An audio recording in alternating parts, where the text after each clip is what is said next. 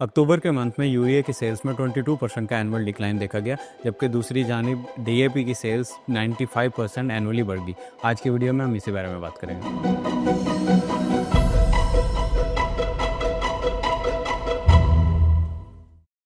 अक्टूबर के मंथ में urea sales में 22% का एनुअल डिक्लाइन देखा गया, जिसके पीछे रीजनिंग फार्म इकोनॉमिक्स का बिगड़ना था, जहां लास्ट हार्वेस्ट की वीट, मेज़ और कॉटन प्राइसेस के कम होने की वजह से फार्मर इनकम काफ़ी कम हो गई थी।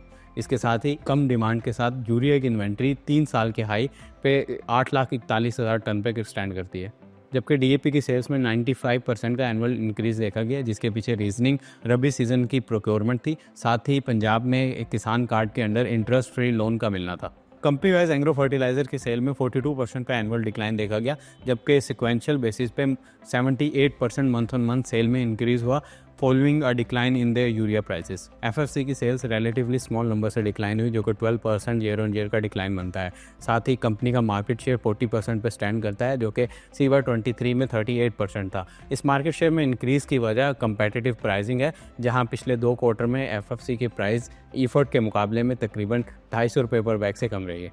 इसके साथ ही एफएफबीएल की यूरिया सेल्स भी 116% ईयर ऑन ईयर से अप रही, जिसके पीछे रीजनिंग बेटर गैस अवेलेबिलिटी और कंपेटिटिव प्राइसिंग था। साथ ही दूसरी जानिब डीएपी की सेल्स में 64% का एनुअल इंक्रीज़ देखा गया, जिसके साथ ही कंपनी का मार्केट शेयर थोड़ा सा डिक्लाइन होकर 37% पे हो गया, जो कि सेम पीरियड लास्ट ईयर में 43% था। इस डिक्लाइन मार्केट शेयर के इस डिक्लाइन के पीछे रीजनिंग प्राइवेट इंपोर्टर्स का ज़्यादा क्वांटिटी में डीएपी को इंपोर्ट करना था। साथ ही फातिमा फर्टिलाइज़र की यूरिया सेल्स में भी 35% का एनुअल डिक्लाइन देखा गया, जिसके पीछे रीजनिंग उनके मेन सादकाबाद वाले प्लांट से लोअर ऑफटेक्स का होना था। इसके साथ ही कंपनी का मार्केट शेयर 16% पे डिक्लाइन हो गया, जो कि सेम पीरियड लास्ट ईयर 20% पे था। ओवरऑल सेक्टर की स्टेबल डिमांड, कंसिस्टेंट अर्निंग और हेल्दी कैश फ्लो उसका अट्रैक्टिव डिविडेंड यील्ड में कन्वर्ट होना, ये तमाम वो वजूहत हैं जिसकी वजह से सेक्टर पे हमारा ओवरवेट स्टैंस कंटिन्यू है।